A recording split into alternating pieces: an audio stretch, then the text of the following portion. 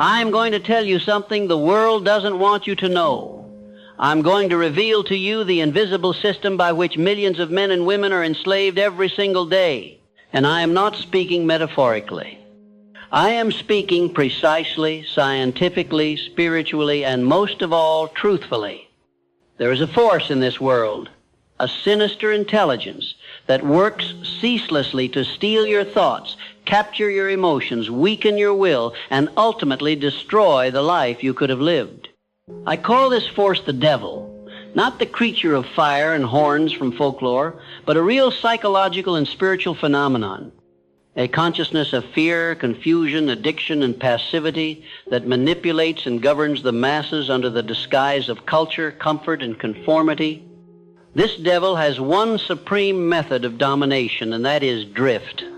Now listen carefully, because if you understand drift, you will begin to understand why so many people, even those with talent, intelligence, and good intentions, end up failures. Drift is the devil's method of mental control. Drift is what happens when a man does not take possession of his own mind. Drift is when he allows his thoughts to be shaped by outside influences. Drift is when he moves through life by habit, by impulse, by fear, without purpose, without plan, without intention. Drifting is not laziness. It is far more dangerous than that. Laziness is obvious. But drifting wears the mask of normal life. You wake up, you go to work, you come home, you scroll through noise, you repeat. And in all that motion, you are not moving toward anything. You are merely existing, operating under the devil's silent guidance. This is how the devil wins. He doesn't need to shout. He only needs you to stop thinking. He doesn't need to frighten you. He only needs you to live without vision. He doesn't need to trap you. He only needs you to become addicted to comfort and indifferent to growth. The devil controls people by teaching them to fear failure, to fear criticism, to fear poverty, to fear what others will think. Once fear takes root in a mind, it begins to self-regulate. The devil no longer has to speak directly. The man will sabotage himself. He will stop before he begins. He will shrink before he grows. He will hesitate instead of decide. Fear is the devil's atmosphere. Drift is his method. But he has many tools. He uses habit. If a man wakes up and immediately surrenders his attention to distraction, if he eats without thought, speaks without aim, listens without discernment, then the devil smiles. Because that man is shaping his own prison cell. He uses schooling. You may find this offensive, but truth cares little for comfort. Most schools are designed to condition obedience, not thought, to reward compliance, not creativity, to standardize the mind, not to liberate it. A child with curiosity is often labeled disruptive. A student who questions the system is considered a problem. And so from the very beginning, the devil trains men and women to trade their individuality for approval. He uses religion. Yes, even the systems meant to connect man to truth can be twisted. When faith becomes fear-based dogma, when it is used to guilt and shame, when it teaches men that suffering is holiness and thinking is rebellion, then the devil walks proudly in sacred halls. He uses media, constant noise, opinions without substance, scandals, division, trivialities, endless waves of fear, conflict, and desire. Why? Because a distracted mind is a drifting mind. A man who is addicted to stimulation cannot hear the still small voice of his own conscience. And most cleverly, he uses pleasure. You will think this is strange, but the devil loves to make people comfortable. Because once a man is addicted to comfort, he will avoid growth. He will resist discipline. He will label ambition as arrogance. He will trade destiny for dopamine. A generation trained to chase comfort will never challenge their rulers. This is how the devil works, not with pitchforks and flames, but with habits, influences, and cultural norms that sedate, confuse, and lull the mind into a passive state. And once the mind becomes passive, it is no longer yours. I have interviewed this force directly. I have extracted its methods, its tactics, its admissions, and I have documented it for the 1 in 10,000 who is ready to hear. The devil told me clearly, I control the majority of people simply because they refuse to think for themselves. Most people live in reaction. They wait for permission. They follow the crowd. They fear standing alone. They fear judgment more than failure. They obey without question, not out of virtue, but out of conditioning.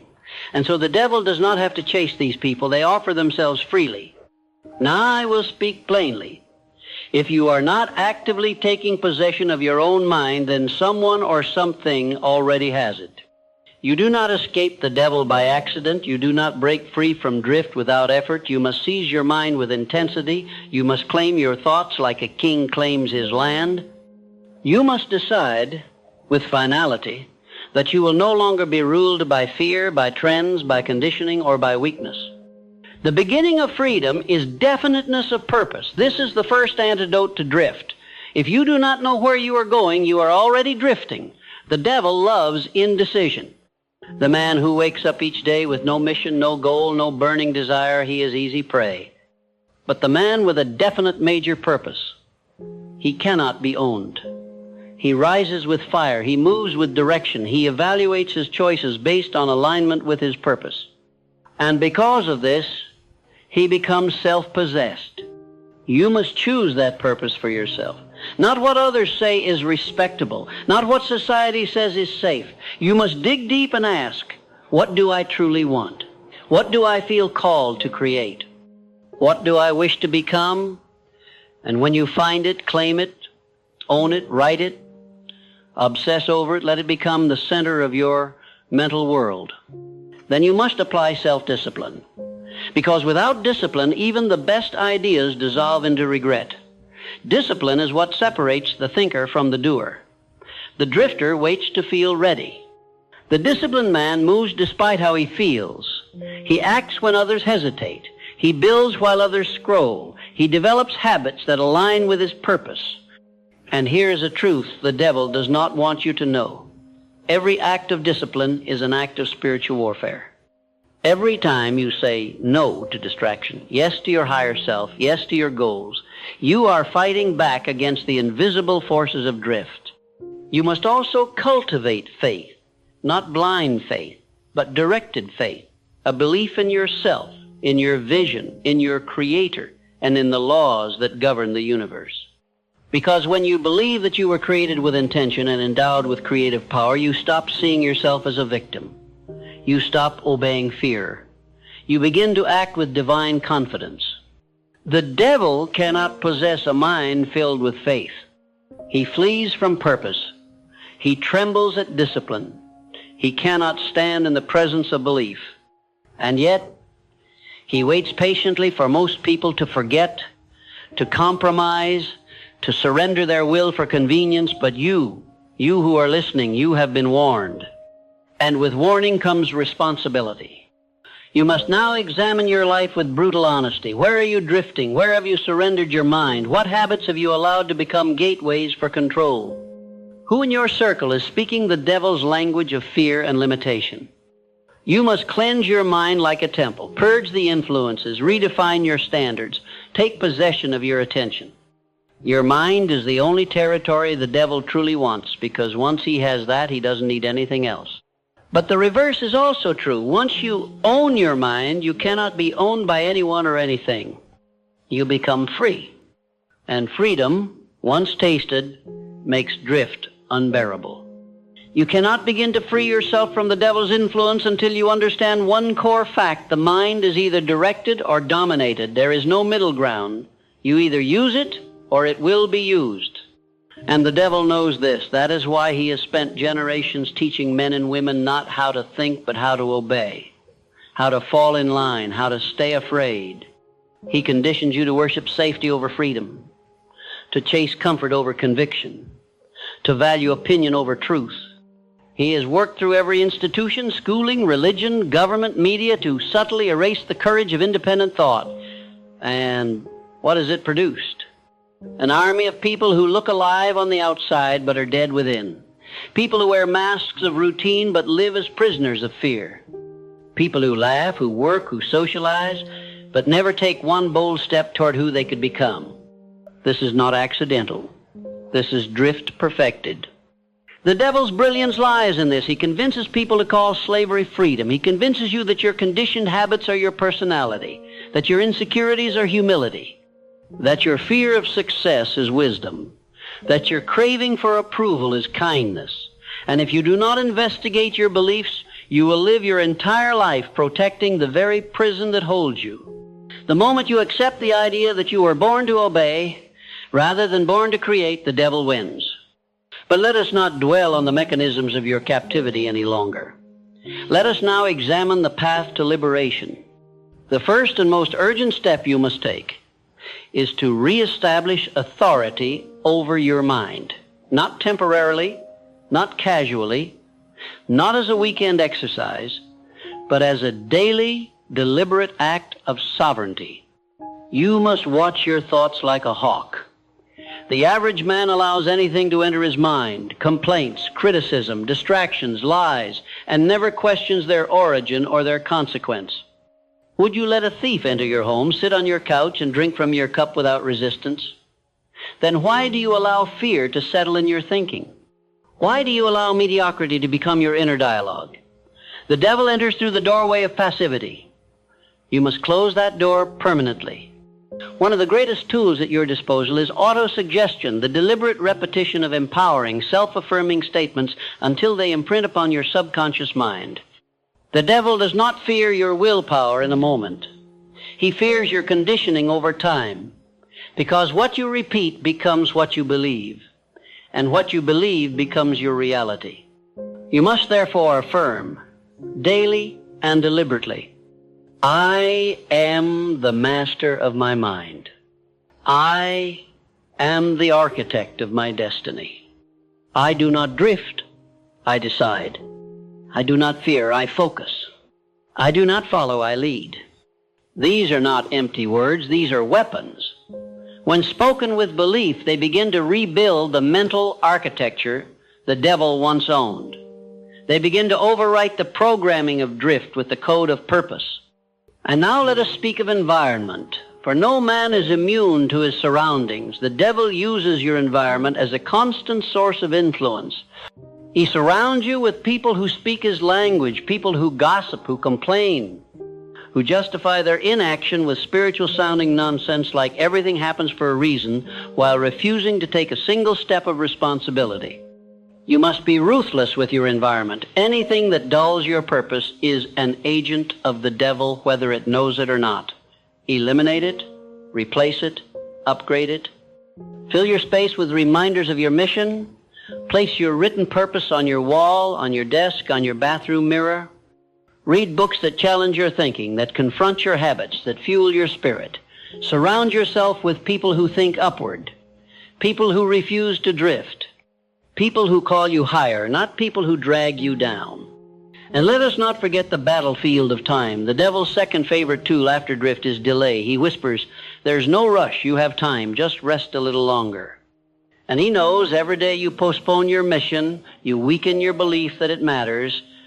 Action is your liberation, not tomorrow, now. The moment you act on your purpose, you sever the chains of passivity. The moment you pick up the pen, make the call, set the goal, show up, speak boldly, the devil loses control. Because he cannot possess a moving target, he can only haunt the man standing still. If you understood how much of your destiny is shaped in small moments, the moment you choose to rise early or sleep in, to read truth or consume noise, to act boldly or delay once again, you would never drift again. The devil is not defeated in one grand gesture. He is defeated daily through discipline. This is why you must build rituals, habits that align with your higher self. Wake up with gratitude. Feed your mind before your body. Create before you consume. Reflect before you react. These are not empty routines. These are acts of rebellion, each one a blow against the hypnotic rhythm the devil uses to lull men into mediocrity. And let me now speak to your fear, for fear is the devil's oxygen. He will use every possible fear to make you shrink. Fear of what others think, fear of failure, fear of loss, fear of success, fear of embarrassment. But hear me now. Your fear is not a warning, it is a compass. Whatever you fear most, that is where your freedom lives. The devil told me himself he only controls those who allow fear to govern their decisions. But the moment you begin to act in spite of fear, the illusion begins to crack. Fear fades when faced. Action kills it. Courage is not the absence of fear. Courage is movement despite fear. And every act of courage weakens the devil's grip. You must train yourself to lean into fear. Public speaking, starting a business, saying no, telling the truth, pursuing your vision, these are not terrifying. They are tests. And you pass them with action. And now I will tell you something few men ever understand. The devil cannot stop a man who is driven by service. If your mission is only to serve yourself, the devil will feed your ego until it becomes your cage. But if your purpose is to uplift others, to speak truth, to build something eternal, to shine light into dark places, then your power multiplies beyond measure. The devil fears the man whose ambition is rooted in service, because such a man cannot be bought, he cannot be manipulated, he cannot be distracted, his mission is too important, his life too meaningful. And now, if you are still listening, you must be wondering, can a man ever be fully free of the devil? I will answer with this. Freedom is not an event. It is a practice. Each day, you live in alignment with your purpose. Each time you choose discipline over drift, belief over fear, clarity over confusion, you are winning, you are free, you are awake. You may still be tempted, you may still stumble, but the difference is now you know, and knowledge, when applied, is the devil's death sentence. You are not like the others. You are no longer asleep. You are not drifting. You are deciding. And the more you decide, the more you build, the more you think with purpose and act with faith, the devil no longer owns your mind. He may speak, but you will not hear. He may whisper, but you will not obey. Because now you are in control. Once a man understands how the devil works, the burden of responsibility becomes absolute. You cannot unsee what has been revealed. You cannot return to comfort and drift and passive living without knowing deep in your bones that you are choosing your own destruction. For the greatest trick the devil has played is convincing people that they are free, while they live as slaves to their environment, their emotions, their fears, and their unconscious habits. But once you wake up, once you seize your mind, once you break from the hypnotic rhythm that has ruled your thinking, you no longer get to pretend. You are now responsible for everything. Your time, your attention, your growth, your influence, and most of all, your choices. Because now you know that every single day you are either aligning with your Creator or submitting to the control of the adversary. There is no neutrality in life. You are always moving in one direction or the other. Growth or decay, strength or surrender, purpose or passivity, vision or drift. Now let us look deeper into this final truth. The devil can only rule where your will is weak. His power is not absolute. It is borrowed. He gains access through your lack of decision, your lack of faith, your failure to discipline your own impulses. If you wish to defeat the devil's influence for good, you must become a master of your will. You do this by refusing to negotiate with weakness.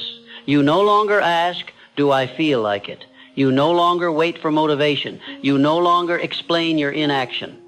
You do the thing that must be done, regardless of comfort, regardless of fear, regardless of mood. This is willpower in action. And willpower is not born, it is built. Every time you follow through on your word, your will grows. Every time you deny temptation, your will strengthens. Every time you choose discipline over indulgence, your will sharpens into a blade the devil cannot dull. But you must train it every single day. For if you stop even briefly, the hypnotic rhythm begins to creep back in. Now let us speak of the company you keep, for this may be the single greatest influence on your mind aside from your own thoughts. The devil works through people, through their attitudes, through their fear, through their weakness, through their small-mindedness. And if you spend your time with people who drift, you will begin to drift with them, not by force, but by osmosis. Be honest now. Who do you spend time with? Do they challenge your excuses or validate them? Do they fan the flames of your purpose or smother them with sarcasm and apathy? Do they build or do they belittle? You must choose your associations like you choose your thoughts, deliberately. Cut the ones who weaken you, elevate the ones who call you higher, and if no one around you matches your vision, then walk alone until you find them. Better solitude in truth than company in drift. And now let us look at how the devil thrives in the modern world, through endless distraction. The devices in your hands, the noise in your ears, the images on your screens, they are designed not to educate you, but to capture you. Every app, every alert, every flashing headline is a net. And once your attention is gone, your mind is no longer yours. You must train your mind to focus again. You must reclaim the power of deep, undistracted thought. This is where your ideas live. This is where your purpose refines. This is where your vision expands. Block time to think, to write, to read, to plan. These are sacred acts in a world that no longer values them. The devil cannot enter a focused mind. You must protect your focus like a treasure, because that's what it is. Let me also remind you of this. You are the gatekeeper of your inner world. The devil may knock, but you decide who enters. He may tempt, but you choose how to respond. He may distract, but you determine your focus. And every choice either strengthens or weakens your gate. So you must become a man of standards. What thoughts do you allow? What emotions do you entertain? What influences do you consume? What habits do you repeat? What vision do you pursue? A man with high standards is a fortress, and the devil has no tools for such a fortress. He is powerless against the man who guards his mind, sharpens his will, disciplines his body, and directs his energy toward a purpose bigger than himself. This leads us to one of the final, most powerful laws, the law of service. The devil cannot defeat the man who lives for something greater than himself. When your mission is to serve, to inspire, to uplift, to lead, to build, to impact, the devil's grip weakens. Because now your actions are no longer rooted in ego, in vanity, in status, they are rooted in truth. You cannot drift when your cause is clear. You cannot be manipulated when your values are strong. You cannot be silenced when your voice belongs to a greater mission. That is why the devil fears leaders. Real leaders.